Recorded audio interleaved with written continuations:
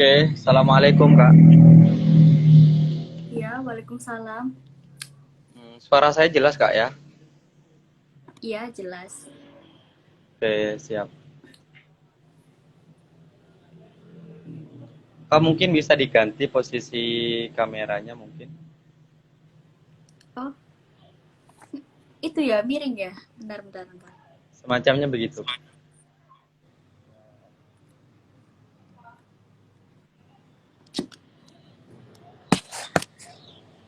Oke, betul. Siap Kak.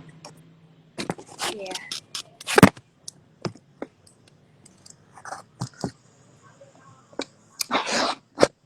Bentar saya undang terlebih dahulu Kak untuk SDC-nya dulu. Tapi suara saya lancar Kak ya, jelas ya. Iya, jelas lancar. Oke, siap.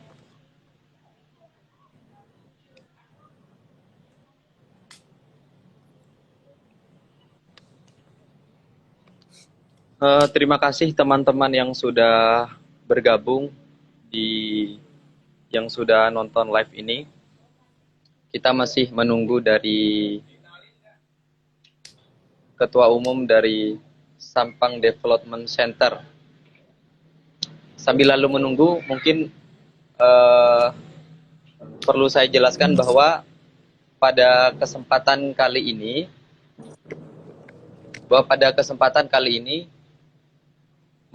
Madura Heritage hadir dengan tema yang berbeda. Dan ini membuktikan bahwa sejarah itu tidak hanya menyoroti soal konflik dan perebutan kekuasaan saja, tapi juga ada banyak tema-tema yang lain, termasuk yang menjadi perbincangan pada pada hari ini, pada malam ini, yakni tentang fenomena banjir. Bahwa fenomena banjir itu juga bisa disorot dari kacamata sejarah begitu. Dan juga kebetulan pada bulan ini teman-teman sekalian, teman-teman MH, Madura pada bulan ini disambut dengan fenomena banjir yang cukup cukup luas, tidak hanya di Sampang saja tapi juga terjadi di Kabupaten Pamekasan dan beberapa titik di Kabupaten Bangkalan. Dan masyarakat di luaran sana masih bertanya-tanya, ini kenapa kok bisa kemudian selalu banjir menjadi menjadi tamu tahunan, sehingga bertanya-tanya kiranya apa yang kemudian bisa menyebabkan banjir tersebut gitu. Dan itu juga bisa diulas dari fenomena kesejarahan seperti itu. Dan juga perlu saya informasikan teman-teman bahwa live pada malam hari ini itu Madura Heritage didukung oleh teman-teman media, ada acara Madura dan juga teman-teman dari SDC atau Sampang Development Center. Kebetulan alhamdulillah ketua umum dari SDC hadir dan turut memeriahkan pada acara malam hari ini. Jadi ini ada ada Kak Gita. Kak Gita ini alumni dari universitas ternama di Surabaya, yakni dari Universitas Erlangga. Kebetulan mahasiswa sejarah juga, baru lulus tahun kemarin Kak ya. Tahun 2019. Oh iya, tahun 2019 ya. Kebetulan ini Kak Gita sebenarnya bukan asli Madura, cuman Kak Gita punya concern tersendiri terhadap topik sejarah Madura khususnya yang bertema banjir ini gitu. Karena kita tidak punya cukup waktu yang lama, maka untuk memanfaatkan dan memaksimalkan waktu yang ada, ini saya persilahkan kepada Ketua Umum dari Sampang Development Center untuk kemudian memberi prolog singkat. Dan juga saya terima kasih banyak terhadap teman-teman yang bergabung. Dipersilahkan untuk Ketua Umum Sampang Development Center untuk memberikan sedikit prolognya. Silahkan Kak. Bismillahirrahmanirrahim. Apakah suara saya terdengar dengan jelas? Sangat terdengar dengan jelas Kak. Sejelas Ya, jelas. SDC dengan misi-misinya. Bismillahirrahmanirrahim. Alhamdulillahirrahmanirrahim. Sebelumnya salam silaturahmi untuk teman-teman dari Madura Heritage, juga kakak Gita selaku pemantik Ya. pada materi malam ini.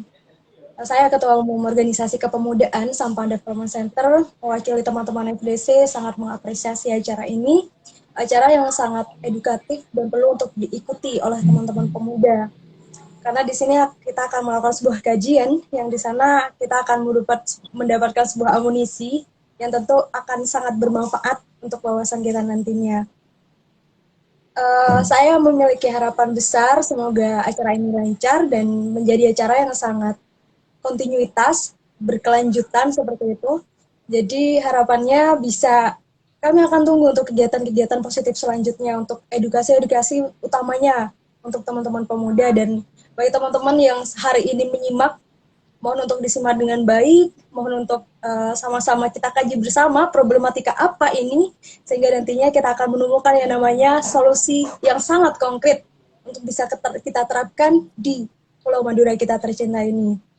Kurang lebihnya seperti itu kakak. Terima kasih, saya kembalikan lagi kepada kakak moderator. Oke. Ya, terima kasih banyak dari teman-teman Sampang Development Center. Ya, semoga kita nantinya ke depan akan terus bisa bekerja sama dengan baik dalam rangka untuk memberikan edukasi terhadap permasalahan-permasalahan yang ada di Madura. Begitu. Ya, sekali lagi terima kasih. Salam juga buat teman-teman SDC untuk kemudian bisa diajak bergabung pada acara diskusi pada malam hari ini. Begitu. Teman-teman sekalian, ini sengaja saya hadirkan pemateri kita pada kesempatan ini. Kak Gita ini saya undang di sini sebagai kapasitas untuk menjelaskan persoalan banjir, karena Kak Gita sendiri sudah menciptakan karya yang sangat bagus, yakni buku yang membahas, yang mengulas panjang lebar tentang persoalan atau sejarah banjir yang ada di Pulau Madura begitu. Ini untuk, dan ini yang akan diulas ini sebagai untuk mendapatkan gambaran bahwa ini akan diulas mulai dari tahun 1875 sampai 1940-an. Jadi ternyata banjir tidak terjadi baru-baru ini, tapi sudah sejak lama ada begitu. Makanya untuk kemudian mengenal problem ini, kita kaji dari kacamata sejarah terlebih dahulu, dan itu bagian dari tugas media Madura Heritage. Kak Gita, suara saya terdengar dengan jelas ya? Iya. Oke. Ini gimana Kak? Apakah suara saya terdengar? Oh iya, siap. Sangat-sangat jelas gitu Kak Dik. Oh iya. Mungkin untuk memulai ya, yang pertama ini Kak. Ini kan orang banyak bertanya-tanya nih. Katanya Madura itu pulau yang gersang, tapi kenapa kemudian masih terjadi banjir? Ini kira-kira dari pengetahuan soal geografis, iklim, kemudian air di Madura itu seperti apa Pak? Mungkin bisa dijelaskan sedikit soal itu Kak. Oh iya, sebelumnya perkenalkan, nama saya Gita Ayujayaningrum. Saya penulis sejarah banjir di Madura tahun 1875 sampai 1940. Mungkin banyak yang bertanya kenapa kok saya menetapkan tahun 1875 menjadi batasan temporal awal penelitian saya, karena pada masa tersebut itu di media cetak pemerintah kolonial Belanda itu banyak memberitakan tentang banjir. Nah, untuk batasan akhirnya sendiri tahun 1940 itu karena pada tahun-tahun tersebut itu pemberitaan akhir mengenai banjir pada masa pemerintah kolonial Belanda. Untuk pemerintahan selanjutnya yaitu pendudukan Jepang itu sedikit sekali disinggung mengenai bencana alam. Nah, untuk batasan spasialnya, kenapa saya memilih Madura Barat sebagai penelitian saya? Karena Madura Barat ini adalah wilayah yang sering sekali banjir. Nah, pada saat itu wilayah Madura itu Madura dibagi Barat itu menjadi dua. maksudnya Sampang dan Bangkalan, Kak ya? Iya, jadi pada waktu itu tahun pada masa pemerintahan kolonial Belanda, Madura itu dibagi menjadi dua wilayah, yaitu wilayah Madura Barat dan Madura Timur. Madura Barat sendiri ini meliputi wilayah Bangkalan dan Sampang, sedangkan Madura Timur itu meliputi Pamekasan dan Sumeneb. Nah, yang kita tahu, wilayah Madura itu adalah dataran rendah jika dibandingkan dengan Pulau Jawa. Pulau Madura sendiri itu memiliki laut, yaitu Selat Madura yang kedalamannya tidak lebih dari 100 meter. Dan juga dataran tinggi di Madura itu paling tinggi 471 meter. Nah, hal tersebut itu kita sudah bisa berspekulasi bahwa Madura ini memang datarannya landai dan rendah. Nah, apalagi untuk ketinggian atau elevasi di wilayah Bangkalan dan Sampang ini hanya 10 meter di bawah permukaan laut. Jadi, untuk dataran yang landai tersebut itu pastinya ada beberapa masalah yang muncul. Selain itu, kontur tanah atau topografi yang ada di Bangkalan dan Sampang, tidak hanya di Bangkalan dan Sampang sih, cuma di seluruh Pulau Madura itu mulai dari utara sampai selatan itu adalah tanah bebatuan kapur yang terdapat campuran tanah liat. Nah, sifat dari tanah batuan kapur ini sangat mudah sekali larut oleh air, sehingga pada saat terjadi hujan, tanah kapur ini tuh mengalami pengikisan, sehingga batuan kapur tadi itu bisa larut dengan air hujan. Nah, hal tersebut didukung dengan banyaknya tanah kosong, tanah lapang yang kosong di Madura dan tidak ditanami. Jadi pada saat hujan, air yang mengikis batuan kapur tersebut itu terbawa sampai mengendap ke bawah air sungai. Nah, pengendapan itu sendiri membuat sungai di Bangkalan dan Sampang ini mengalami sedimentasi atau pendangkalan sungai. Untuk wilayah Bangkalan dan Sampang sendiri ini tuh juga memiliki perbedaan. Jadi di wilayah Madura Barat dan Madura Timur ini memiliki perbedaan curah hujan, di mana curah hujan wilayah Madura Barat ini lebih tinggi dibandingkan dengan wilayah Madura Timur, di mana curah hujan itu terjadi di antara bulan September sampai Februari. Makanya kita kalau melihat media cetak atau pemberitaan itu banyak sekali diberitakan pada bulan-bulan Desember, Januari, Februari, karena memang Desember sampai Februari itu adalah puncak-puncaknya dari musim hujan. Jadi istilahnya itu Kak, tanahnya ini kan tandus kering gitu Kak. Maksudnya memang curah hujan yang ada itu tidak kemudian diserap oleh bumi atau kemudian penyerapan terhadap air hujan itu rendah sehingga kemudian air tidak bisa diserap oleh tanah yang ada di Madura Barat, tapi kemudian langsung mengalir ke laut begitu Kak. Iya, jadi memang itu tuh faktor alami, yaitu wilayah Sampang dan Bangkalan itu merupakan wilayah cekung dan memiliki aliran sungai yang berkelok tajam. Nah, itu memang sudah apa dari sananya. Jadi batuan kapur itu tadi itu sifatnya sangat mudah sekali larut dengan air. Nah, kenapa juga sungai di Bangkalan dan Sampang ini memiliki aliran yang cukup tajam ya, berkelok gitu ya. Memang karena aliran ini tuh tercipta karena pengikisan dan erosi. Maka dari itu, pendangkalan sungai terjadi akibat dari pengendapan. Nah, jika suatu daerah memiliki penurunan tanah yang signifikan, maka akan terjadi cekungan di sungai tersebut. Nah, cekungan tersebut akan mengakibatkan banjir. Nah, makanya itu pendangkalan sungai itu dapat mengurangi daya tampung dari kapasitas sungai untuk menampung air. Tuh. Oke. Itu Baik, yang baik. Menarik ini. itu ya, jika dibahas dari sisi sisi apa topografinya. Tapi ya saya nggak bahas dengan detail soalnya bukan Oke, siap. di jurusan saya. Oke. Ya, siap.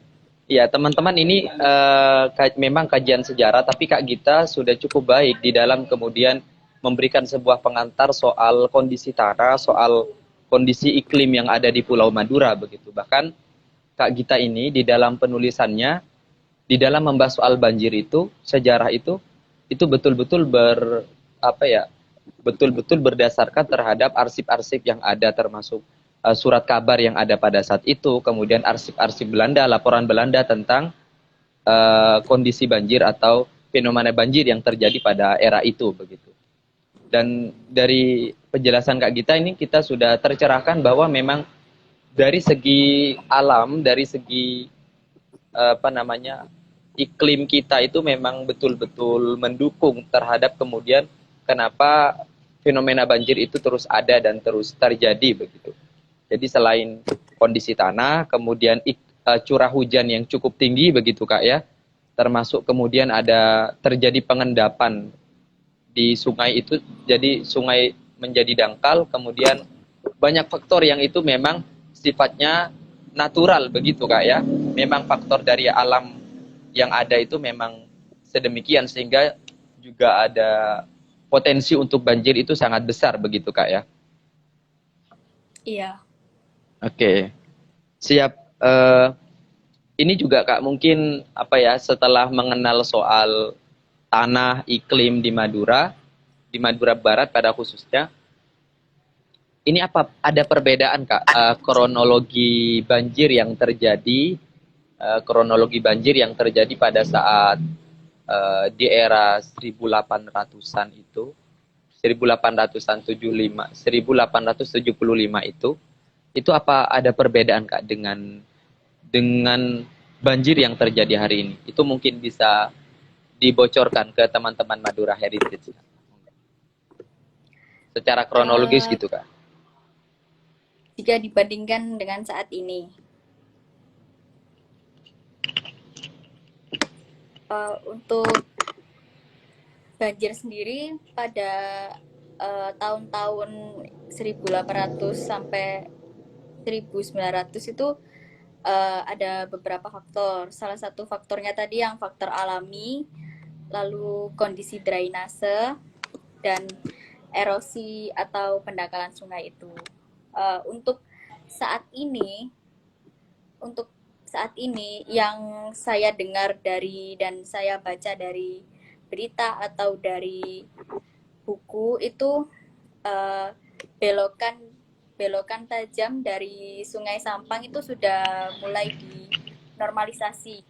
Jadi untuk pada masa kolonial Belanda mungkin pada masa itu banjirnya itu cukup parah sampai memutus jaringan transportasi, lalu memutus jembatan dan lain-lain. Jadi kalau untuk saat ini banjirnya mungkin tidak seberapa parah dengan dulu.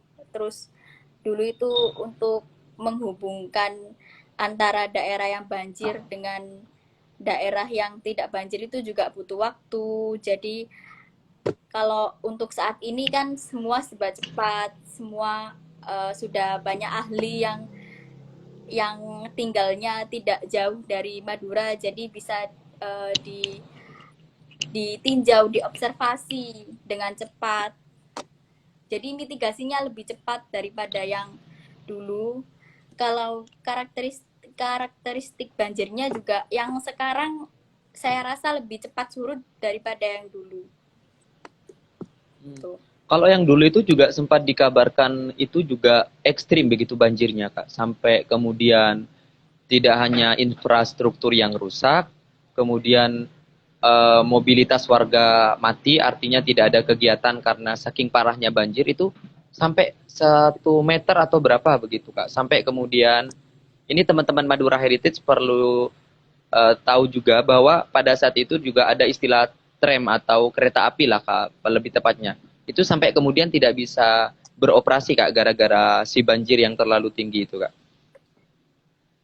Iya, jadi pada tahun 1906 itu eh, kan itu di Sampang terjadi banjir. Nah, banjirnya itu tidak hanya disebabkan oleh curah hujan yang tinggi, tetapi juga disebabkan karena kondisi drainase. Nah, drainase ini dibuat di dekat Sungai Sampang.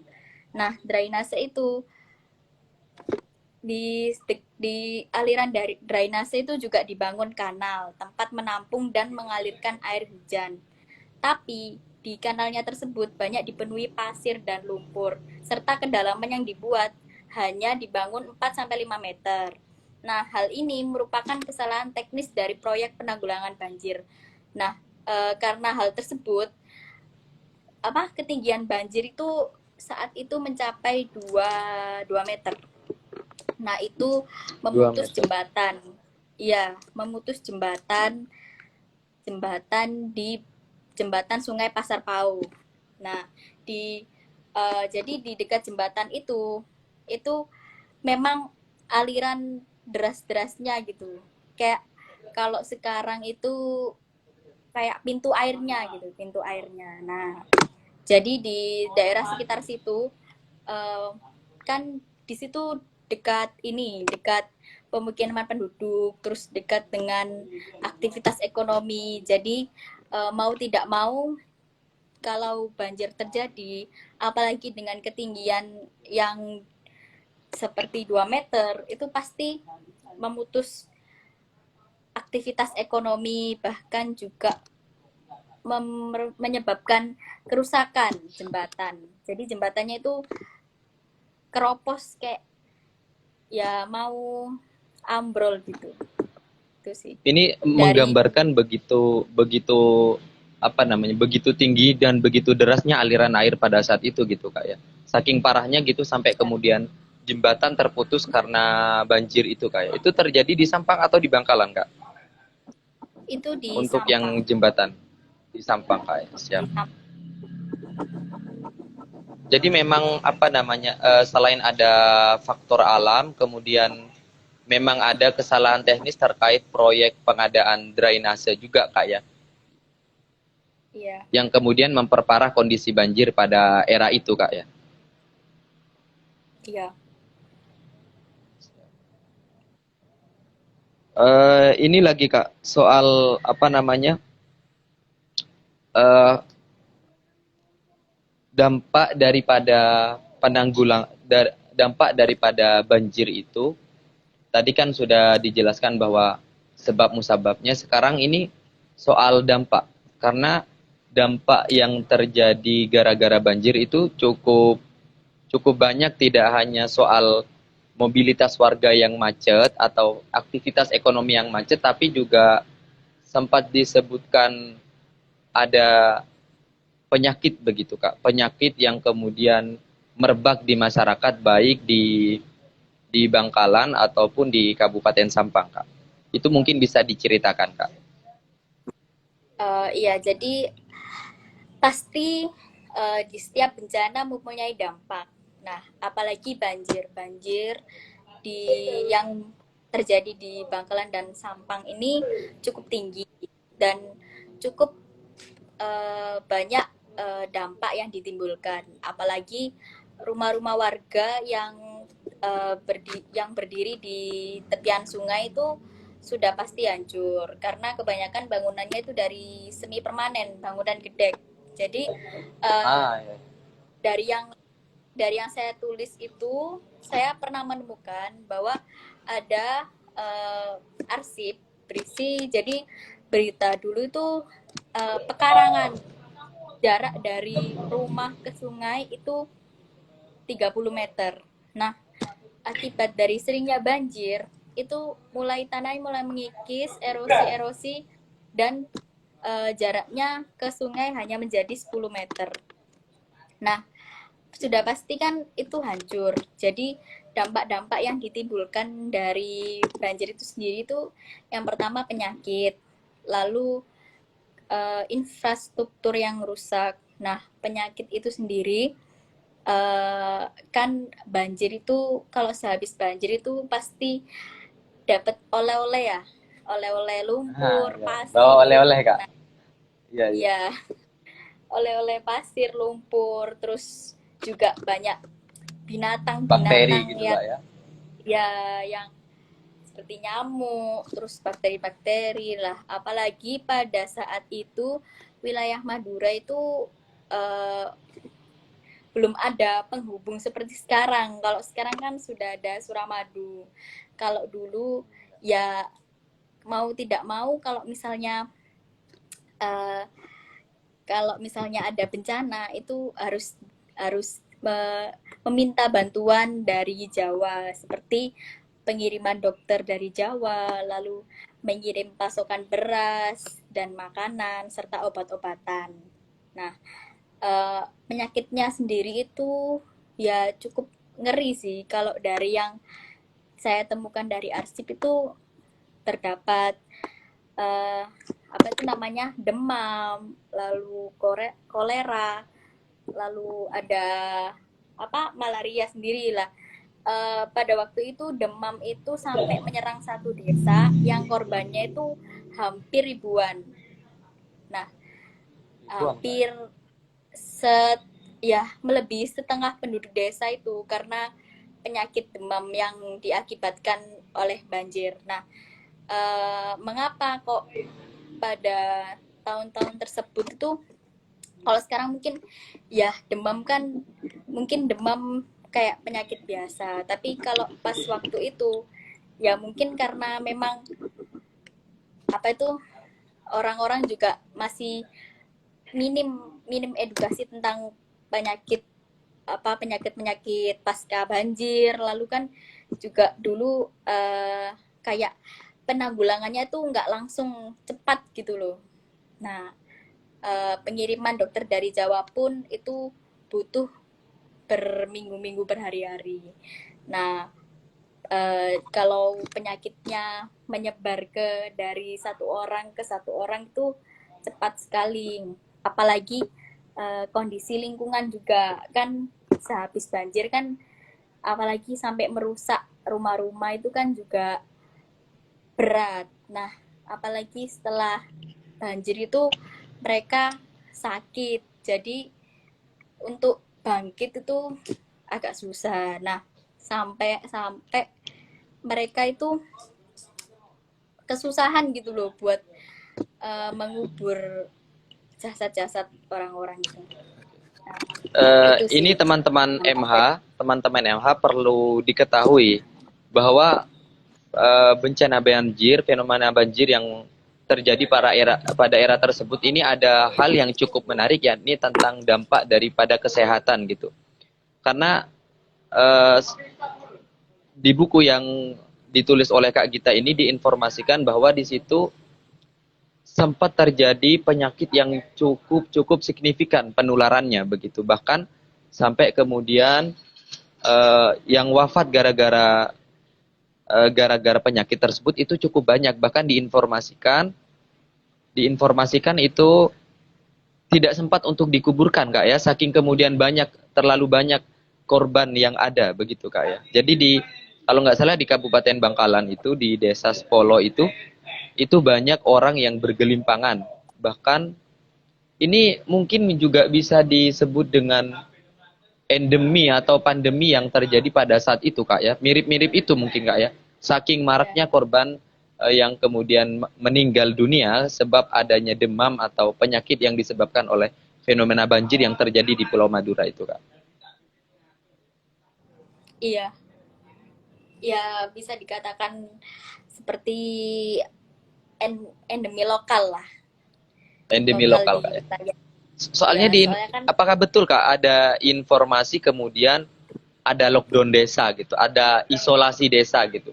Karena saking iya, maraknya penyakit itu sampai ada isolasi desa. Itu gimana, Kak? Mohon diceritakan. Ini menarik nih, Kak. Soalnya kan kita masih ada di posisi pandemi gitu kan. Belum selesai lah dengan pandemi gitu. Monggo, Kak. iya. Jadi di distrik Sapulu, Sapulu kalau dulu di arsip nulis ya. Kalau sekarang namanya namanya desa Sepolo Sapulu. gitu, Kak. Bisa Sepolo gitu. Kalau orang Nah, saking banyaknya, jadi ada petugas. Kalau mungkin pamong desa, ya itu kayak apa itu namanya ya, petugas desa lah pokoknya. Nah, di ya. situ mereka itu selain bertugas untuk membantu warga, terus mengevakuasi warga, nah mereka itu juga membatasi akses masuk. Jadi warga tidak bisa sembarangan keluar desa, maupun warga yang ingin kayak melihat atau ada mungkin melihat atau mau mengunjungi atau menjenguk siapa sanak saudaranya di desa itu dibatasi, karena kalau misalnya dibiarkan bebas keluar masuk itu nantinya tambah parah gitu. Jadi yang kita nggak tahu yang orang-orang yang dari desa tersebut tidak boleh keluar, takutnya nanti malah menyebarkan keluar desa, lalu orang yang dari luar desa itu nggak boleh masuk, takutnya nanti tertular. Jadi ya mereka mengantisipasi lewat ini pembatasan akses masuk gitu. Oke. Ya kalau Ini sekarang mungkin menarik kan nih, Kak.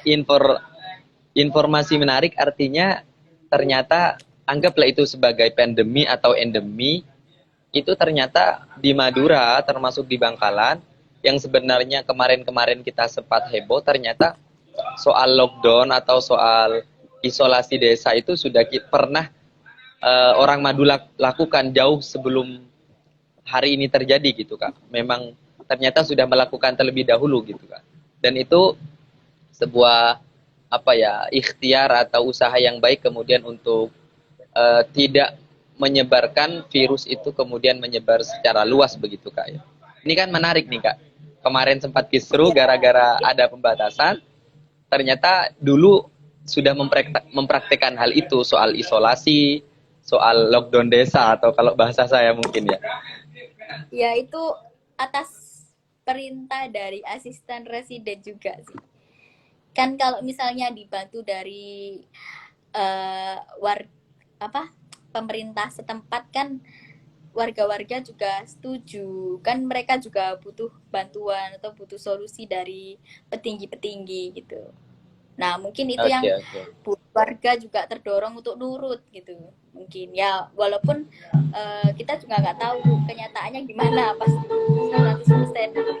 100% berjalan dengan baik atau ada perlawanan, kurang tahu, soalnya di berita itu nggak dijelaskan secara jelas, cuma hanya ya sebatas di arsip itu sebatas ya hanya berita mengenai pembatasan. Baik, Kak, ini cukup menarik. Ini masih soal penyakit yang disebabkan oleh banjir. Jadi teman-teman MH, selain ada kabar soal ternyata Madura dulu itu sudah melakukan lockdown, bahkan lockdown tingkat lokal gitu sudah ada.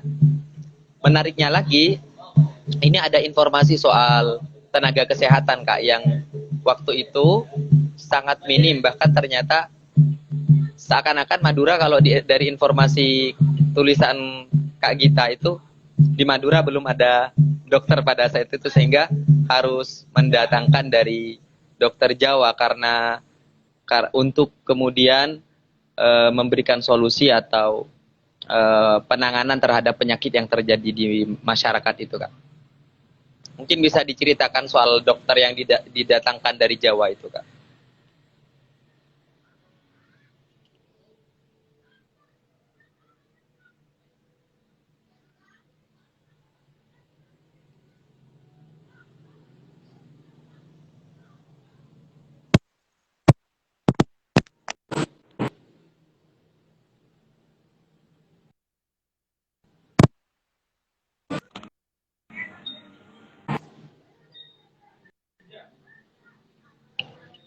Siap.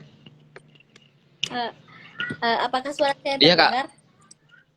terdengar? Terdengar jelas, Kak. Siap, monggo. Oh iya. Jadi sebetulnya di wilayah Madura sendiri itu sebenarnya ada dokter. Nah, Oh iya. tapi karena pada waktu itu banyak sekali korban-korban banjir, terus ke apa urgent gitu, urgent banget kan apa orang-orangnya yang membutuhkan pertolongan. Jadi asisten residen itu meminta bantuan untuk dikirimkan dokter dari Jawa. Nah, dokter dari Jawa itu sendiri itu nggak nggak langsung datang gitu. Jadi di apa itu namanya diobservasi dulu. Oh ini butuh ini seperti apa sih apa penyakitnya atau Di, seperti diteliti dulu apa. gitu, Kak, ya.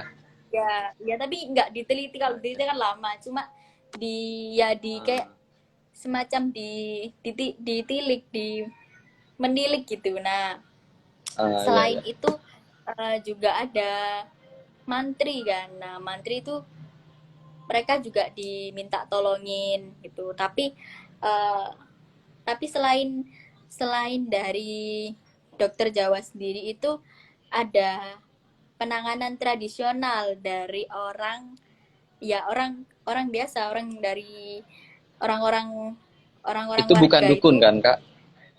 Bukan. Jadi ya di kalau Apa? di saya artikan di arsip tuh penanganan tradisionalnya tuh ini memberikan minuman hangat Oh, oke, ya, gitu. ya. Ya, jadi Cara-cara warga itu tradisional gitu, Kak, ya.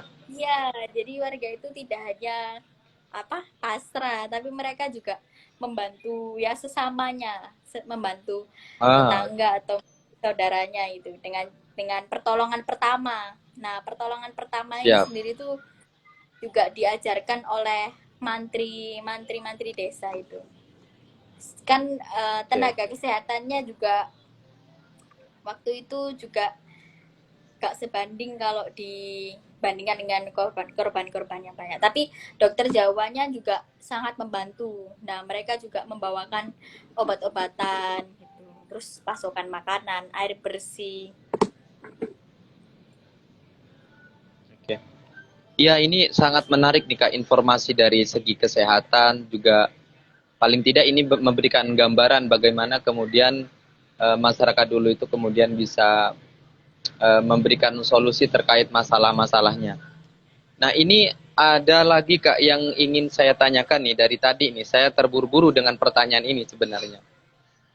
Teman-teman MH, ternyata dari fenomena banjir yang terjadi pada era kolonial itu, eh, ternyata ada dua orang Sampang ini kemudian melakukan tindakan yang tidak biasa, melakukan protes yang tidak biasa.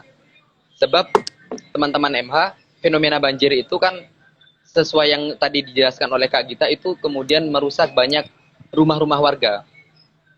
Sedangkan rumah-rumah warga itu, pemukiman itu juga banyak yang terdapat di sekitar pinggiran sungai begitu, Kak, ya. Dan itu banyak merusak tidak hanya rumah tapi juga kemudian ternak dan sawah-sawah para warga. Dan ada dua orang, kalau nggak salah dari desa Delpenang dan dari desa apa lagi itu, semuanya di Kabupaten Yes. Sampang, Karena tidak sabar dengan kemudian pemerintah setempat di dalam menangani soal banjir ini, dua orang Sampang ini kemudian berkirim surat terhadap Gubernur Jenderal. Gubernur Jenderal ini kalau sekarang ibaratlah presiden gitu gampangannya di dalam struktur kolonial pada saat itu. Itu langsung kirim surat langsung ke Gubernur Jenderal terkait permasalahan, terkait keluhan mereka soal banjir dan dampak yang dihasilkan oleh banjir gitu. Itu mungkin bisa diceritakan Kak. Ini gimana ini orang Sampang nggak sabar dan langsung kirim surat ke Gubernur Jenderal ini Kak. Monggo dipersilahkan. Ya, jadi pada awalnya tanggal 5 Maret tahun 1917 ada 3 warga dari desa Dalpenak sama desa Kaju yang mewakili dari seluruh warga desa di sana. Mereka ada 3 orang, yaitu Haji Muhammad Tajib. Saya sambil baca boleh? Haji iya, Kak. Abdul Aziz. Oke. Lalu R. Joyo Disastro. R ini saya nggak tahu, R ini Raden atau apa? Raden, Nah, Kak. Raden. Iya. Beliau Sekelas bangsawan mungkin Kak ya. Iya. Lah beliau ini tuh mengirim surat yang dipersembahkan untuk Gubernur Jenderal yang isinya adalah sebuah keluhan curahan hati dari masyarakat tentang banjir yang melanda desa mereka. Nah, surat ini itu ditujukan langsung kepada Gubernur Jenderal yang ada di Bogor untuk ditindaklanjuti. Nah, isi suratnya itu seperti ini.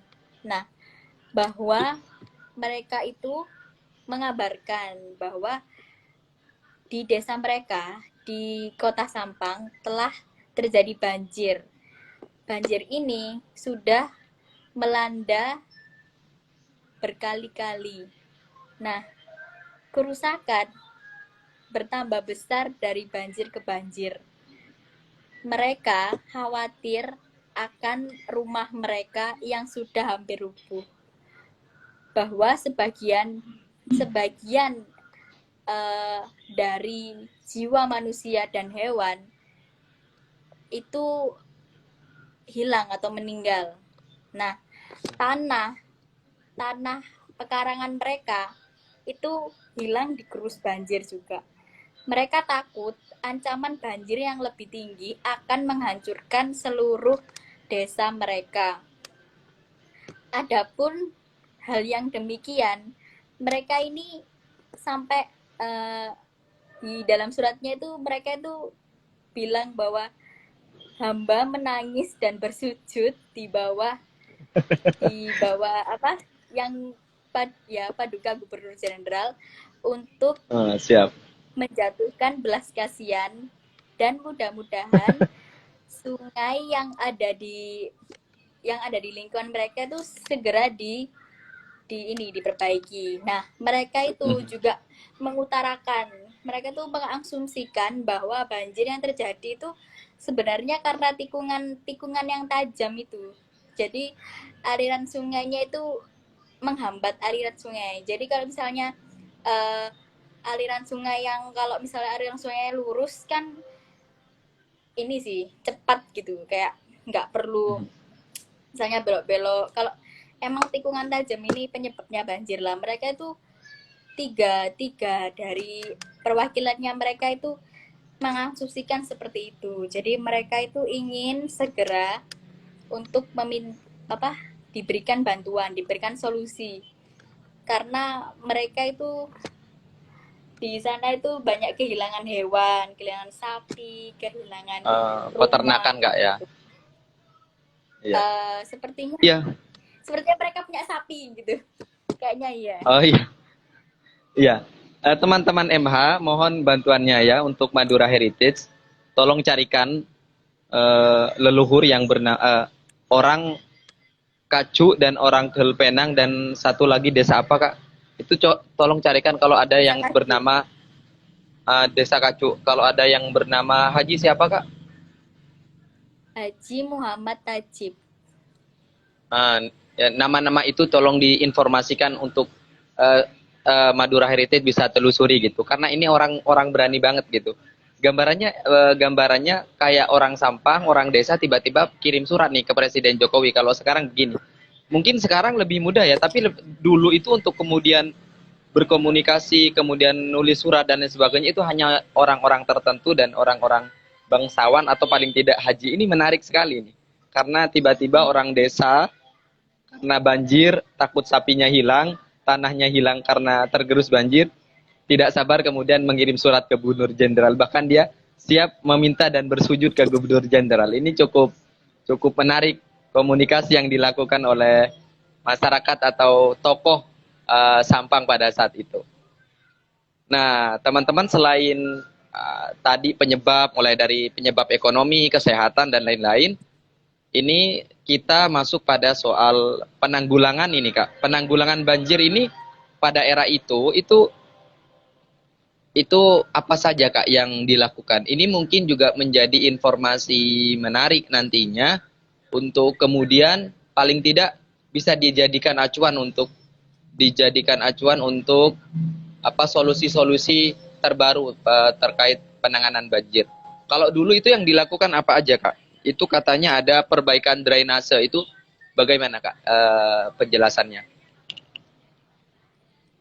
Jadi setelah terjadi banjir itu memang pemerintah kolonial itu ini mengobservasi uh, mana saja yang menyebabkan banjir, entah itu kebocoran pipa, lalu apa itu namanya uh, apa drainase yang buruk. Jadi kalau di Kali Bangkalan itu sebenarnya ada drainase di dekat Kali Bangkalan. Nah, tapi karena kapasitas pipa aliran airnya ini tuh proyeksinya nggak panjang, lalu pipanya itu juga terlalu kecil untuk menampung air hujan, lalu air dari sungai, sehingga tidak apa ya, pipanya itu tidak sanggup untuk menampung aliran air gitu. Jadi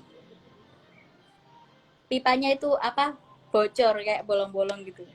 Nah, terus jadi pemerintah kolonial ini mulai dari awal lagi mereka mengobservasi kesalahan misalnya dari pipa ini. Nah, itu mereka tarik dari, nah ini tuh kira-kira misal tekanan aliran sungainya misal berapa gitu, lalu mereka harus membangun yang berapa. Nah, setelah itu tikungan tajam tadi itu ada di Sungai Sampang. Nah, Sungai Sampang ini sendiri itu pada tahun 1906 itu diukur oleh insinyur dari Belanda, di mana memiliki panjang 50.200 meter. Nah, ini adalah sungai yang cukup besar karena Sungai Sampang ini memiliki anak-anak sungai lainnya. Nah, di Sungai Sampang ini sendiri itu bentuknya itu kalau dari utara ke selatan itu ada kayak belokan gini, belokannya tajam banget lah. Belokan tajam itu di antara desa itu tadi. Memperlambat air Kak ya? Iya. Nah, itu kemarin itu saya juga sempat dibilangin sama salah satu dosen dari UM kalau misalnya tikungan itu sekarang sudah dinormalisasi, nggak seberapa nikung tajam lagi. Nah, jadi itu mungkin, tapi saya nggak tahu itu itu sepertinya diperbaikinya itu setelah masa kolonial. Soalnya kalau yang masa kolonialnya sendiri itu mereka membangun pintu air, lalu membangun bendungan di bendungan, tapi bendungannya yang di Klampis itu tahun Baru itu tahun baru ya. Iya, baru. Nah, tapi perencanaannya sudah dari lama, terus proyeksinya itu juga udah dari lama, cuma ya ada beberapa kendala seperti biaya dan lain-lain. Nah, untuk penanggulannya lagi, selain selain apa itu namanya, pembangunan bendungan, itu juga melakukan normalisasi sungai, yaitu mengembalikan sungai ke fungsi aslinya. Jadi sungai yang tadinya mungkin dangkal, dikeruk, lalu aliran sungainya itu diperlebar, terus drainasenya juga lebih diperbanyak, di apa, dipanjangkan itu. Nah, selain itu mereka juga, selain itu ada penanggulangan dari warganya sendiri. Nah, mereka itu bangun kayak tanggul mini buat Iya iya. mengantisipasi. Jadi mungkin ya kalau misalnya warga kan pasti punya trauma kan, berkali-kali banjir. Jadi mereka itu udah antisipasi. Punya Mereka inisiatif buat sendiri gitu Kak ya. iya, membuat tanggul-tanggul kecil di dekat sungai supaya nanti misalnya kalau hujan turun, nah meskipun hujan nggak turun pun banjir kiriman dari atas itu, dari Iya iya utara betul itu Kak. juga udah bisa menyebabkan banjir. Jadi mereka antisipasi sama tanggul mini itu. Nah, tapi pemerintah Belanda ini juga punya punya apa ya, punya proyek namanya Dana Kesejahteraan Madura. Nah, Dana Hmm. Kesejahteraan Madura ini itu diperuntukkan untuk membangun fasilitas dan infrastruktur yang ada di Madura seperti jalan, jembatan, dan lain-lain. Nah, selain pembangunan jalan dan jembatan, Dana Kesejahteraan Madura ini dialokasikan untuk pemeliharaan fasilitas kesehatan. Jadi dulu sebelum tahun-tahun yang parah-parah banjirnya itu, mungkin fasilitas kesehatan di Madura Barat itu tidak seberapa banyak, dan bahkan kalau yang saya baca di arsip itu sangat memprihatinkan. Jadi pemerintah kolonial Belanda itu mengalokasikan berapa gulden gitu untuk apa, pembangunan fasilitas kesehatan sih. Sebentar, saya Itu lihat berapa gambarannya gulden. sedikit atau banyak Kak menurut sampean Kak soal soal anggaran yang di Sebentar, ini anggarannya. Oke. Berapa ini 10.000 gulden. Nah, ini 10.000 gulden pada saat itu hitungannya besar atau gimana Kak? Menurut Kak? 10.000 gulden. Ya, mungkin kalau misalnya membuat rumah sakit ya mungkin sepertinya agak lumayan lumayan besar.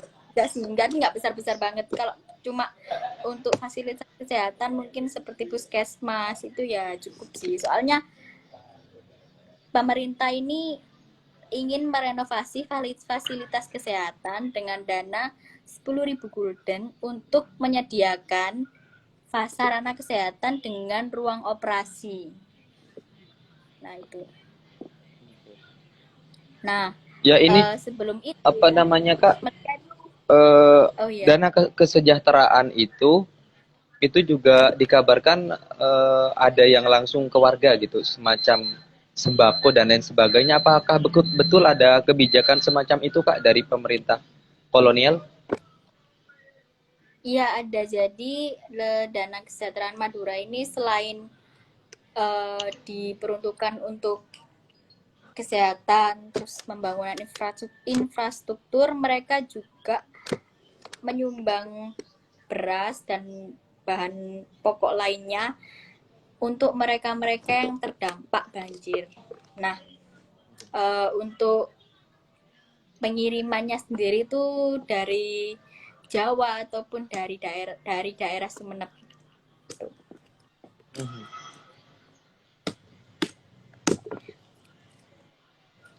Kok ini teman-teman Madura Heritage, ini informasi yang cukup menarik begitu. Ternyata pemerintah kolonial itu yang mungkin dalam ingatan teman-teman hanya sebatas menjajah, tapi ada sisi-sisi lain juga yang perlu diperhatikan. Ternyata pemerintah kolonial pada saat itu, termasuk terkhusus di Madura dengan persoalan banjir itu juga sudah banyak kebijakan yang atau solusi-solusi yang ditawarkan begitu Kak kita ya. Mulai dari perbaikan drainase, kemudian perbaikan irigasi, termasuk ada dana kesejahteraan Madura. Ini perlu teman-teman cross check nih. Kira-kira sekarang dana kesejahteraan itu ada atau tidak, atau dalam bentuk hal lain, ini kan bisa menjadi perhitungan atau paling tidak bisa menjadi pijakan untuk kebijakan yang akan diterapkan selanjutnya gitu. Ini kan menarik sekali sampai kemudian ada dana kesejahteraan yang itu lingkupnya banyak, mulai dari untuk fasilitas kesehatan termasuk untuk keperluan warga dan perbaikan rumah-rumah warga dan fasilitas umum begitu. Betul begitu Kak Gita ya? Iya. Oke, siap. Teman-teman, ini ternyata kita sudah sampai ke hampir 60 menit. Kita sudah bahas mulai dari soal tanah Madura, iklimnya dan airnya seperti apa, kemudian soal sebab musababnya, kemudian dampak yang diakibatkan banjir, sampai kemudian penanggulangan. Kak Gita, mungkin ada informasi yang lain yang perlu di-share ke teman-teman Madura Heritage? Iya, jadi selain penanggulangan dari pemerintah, warga sendiri tuh juga ini ada penanggulangan. Jadi kepala desa atau klebun ya, klebun dari Ya. desa-desa ya yang ada di Madura itu apa itu namanya, mengajak warga untuk iuran seikhlasnya, paling tinggi itu 3 gulden 3 untuk gulden ya Kak. ya untuk merevitalisasi desa yang ini hancur akibat banjir. Terdampak banjir. Nah itu Oh siap Kak. iya. Nah itu juga nggak memaksa, terserah. Misalnya mereka mau Sukarela gitu ngasih Kak juga ya? nggak apa-apa, ya, sukarela. Nggak mau ngasih juga nggak apa-apa. Tapi ya kebanyakan dari mereka misalnya nggak ngasih itu mereka ini membantu dengan tenaga. Siap. Kalau mereka nggak memberi uang. Nah jadi yang saya ingin sampaikan di sini, jadi mereka itu meskipun terdampak banjir, tapi mereka tuh masih memikirkan solusi untuk mengatasi banjir itu. Terus mereka juga nggak putus asa gitu, meskipun didera banjir Dan yang juga tidak pastinya bergantung pada pemerintah kolonial kan Kak ya? ya Siap. ya tapi apa itu namanya, asisten residennya juga sering mengunjungi kalau ada banjir. Tapi apa itu namanya ya ini, maksudnya tetap aja banjir. Ya siap. Tapi kalau Ya teman-teman MH, jadi ini banyak informasi baru bagi kita semua terkait informasi banjir, dan ternyata juga pihak Klebun dari dulu memang sebutannya Klebun dari masa kolonial itu juga punya inisiatif sendiri terkait dengan membenahi desanya gitu, dengan kemudian membangun atau mengadakan iuran sukarela untuk kemudian memperbaiki tempat-tempat yang rusak yang ada di desa tersebut gitu. Ini Kak Gita, sekali lagi terima kasih banyak ini sudah menyempatkan waktu untuk kemudian bisa memberikan informasi yang menarik dan cukup cukup penting untuk kita di Madura itu. Sekali lagi mewakili Madura Heritage dan teman-teman Madura yang lain secara umum, terima kasih banyak untuk Kak Gita sudah menjadi penulis terkait topik ini dan juga bersedia untuk kemudian mendiskusikan pada kesempatan ini gitu. Ada statement terakhir Kak Gita untuk pemirsa Madura Heritage, baik yang nonton secara langsung atau mungkin nonton di siaran ulang nanti di tayangan ulang. Mungkin Kak Gita dipersilakan statement terakhirnya. Tentang banjir. Tentang apa aja Kak Gita? Tentang banjir, jangan boleh. Oh, jadi terima kasih banyak untuk semua yang sudah meluangkan waktunya menonton Instagram Live dari Madura Heritage, dan juga terima kasih kepada Kak Omar Faruk dan seluruh jajaran Madura Heritage yang lainnya. Lalu tadi Kak siapa yang sambutan? Dari teman Sampang Development Center. Ya, terima kasih juga untuk Sampang Development Center dan juga semua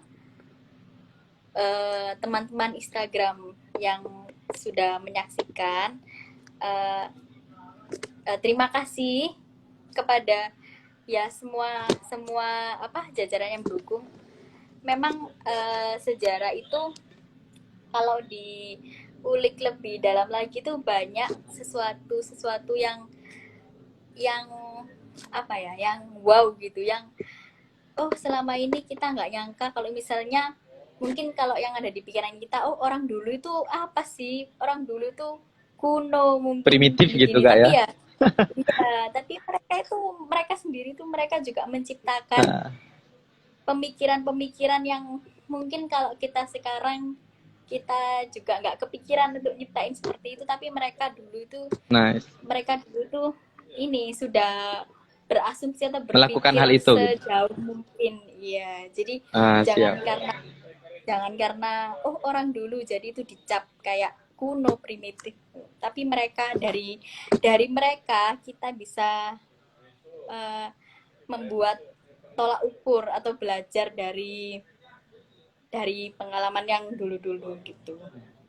Ya mungkin karena banyak yang underestimate, banyak yang menganggap sebelah mata. Jadi mungkin jarang gitu yang tertarik dengan tema-tema sejarah gitu. Tapi kalau sekarang, kalau akhir-akhir ini sih banyak sih orang yang mulai tertarik dengan sejarah atau yang tertarik dengan hal-hal yang berkaitan dengan masa lalu itu. Ya teman-teman, terima kasih Kak Gita terkait statementnya. Intinya dari Kak Gita bahwa dari masa lalu juga banyak informasi yang menarik yang tidak hanya soal masa lalu tapi juga bisa dijadikan acuan untuk masa depan dan masa yang akan datang gitu Kak ya. Sekali lagi teman-teman yang telah hadir, yang telah nonton atau yang menyaksikan ini di siaran ulang, terima kasih banyak atas dukungan dan partisipasinya. Teman-teman dari acara Madura dan juga dari Sampang Development Center, saya salam hormat dan terima kasih banyak. Semoga terus bisa bekerja sama ke depannya. Mungkin cukup itu teman-teman. Selamat malam dan selamat melakukan aktivitas masing-masing. Sekali lagi kepada Kak Gita, terima kasih banyak atas waktu yang diberikan Kak ya. Saya juga minta maaf kalau banyak salahnya, banyak kekurangan. Oh siap. Oke siap Kak. Terima kasih banyak. Selamat malam semuanya. Assalamualaikum warahmatullahi wabarakatuh. Waalaikumsalam warahmatullahi wabarakatuh.